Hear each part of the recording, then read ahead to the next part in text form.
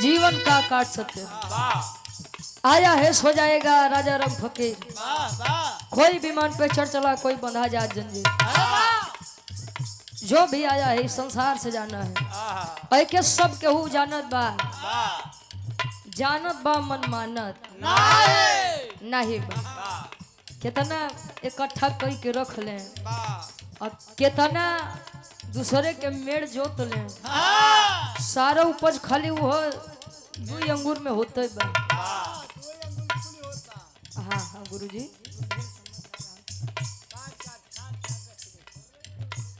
और आप सोनू यादव जी सुपरवाइजर विद्युत विभाग ये 200 रुपए का सम्मान बहुत बहुत धन्यवाद आशीर्वाद के चारे हैं।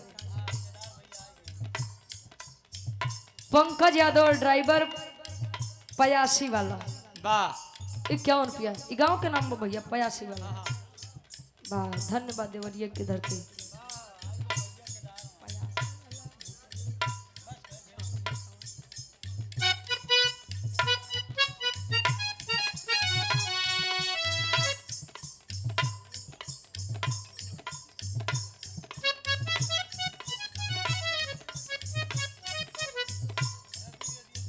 और आप साउंड के मामले में बेताज बादशाह रवि रेडियो दुबारी मऊ हमारे सम्मानित गार्जियन जी केदार बाबू जी सुंदर माला 500 रुपए का सम्मान बहुत बहुत धन्यवाद।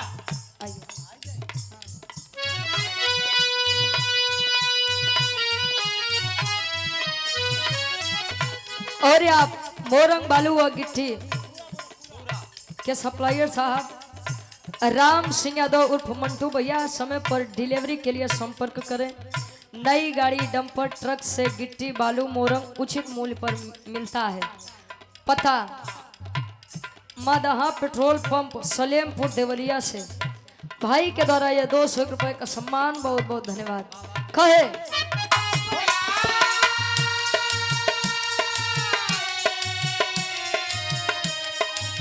रतिया की जब रजनी गंधा फुलाई बसवरिया के पिछवा चांद आ गई बसवरिया के पिछवा चांद आ गई गोरी रे गोरी रे गोरी रे तोरी याद आ गई।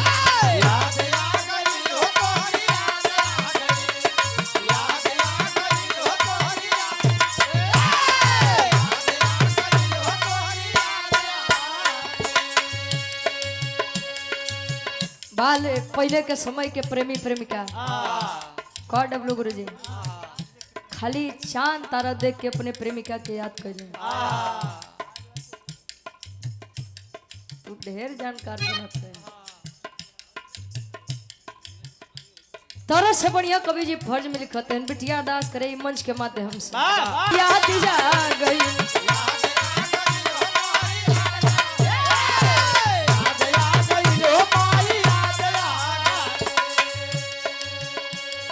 कहे शारदे भवानी आज तो के पुकारी बड़ी पवन मैहर के धाम भाग गई। खैर माने माने के बाद बा हो गुरु जी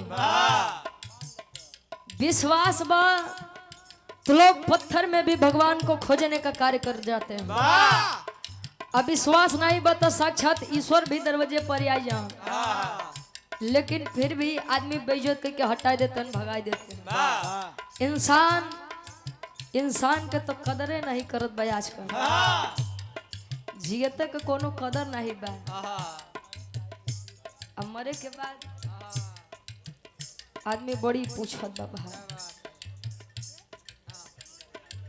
हरि शंकर यादव भाई हमारे ये 20 रुपया बहुत बहुत धन्यवाद। इसी ग्राम से मजूरी खोट से बहुत बहुत धन्यवाद। बाहर ले लो। हाँ हाँ उन्हें दे दे।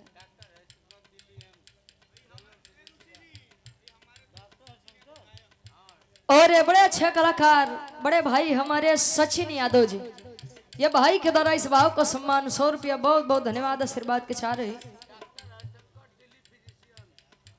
डॉक्टर हरिशंकर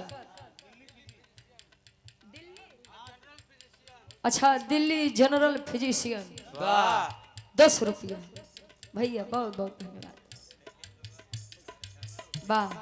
वैसे ऐसा ही आदमी खाली सोलम के भैया दुइये जगह दिखाते या तो आपके देवरिया फिर डॉक्टर साहब भी आएंगे। डॉक्टर हरिशंकर भैया हमारे दिल्ली जनरल फिजिशियन हमारे डॉक्टर साहब। ये 20 रुपया बहुत बहुत धन्यवाद आशीर्वाद के चाह रहे कि हम बच्चे अपनी कला में कामयाब रहें। माई बहुत ही आपके काम में बढ़ोतरी करे।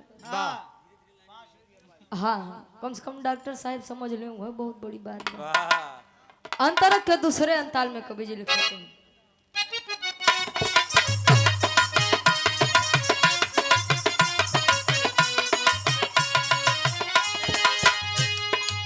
साज समाजी आवाजी समारा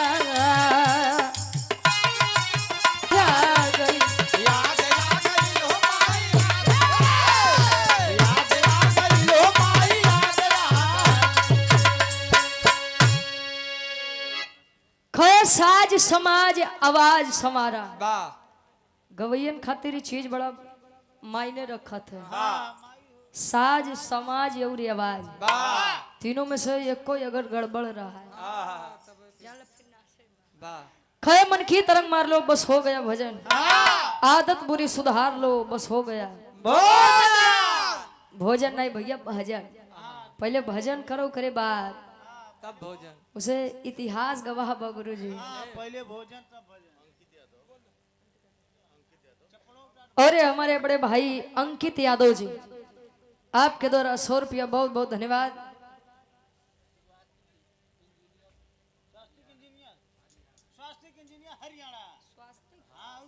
स्वास्थ्य इंजीनियर हरियाणा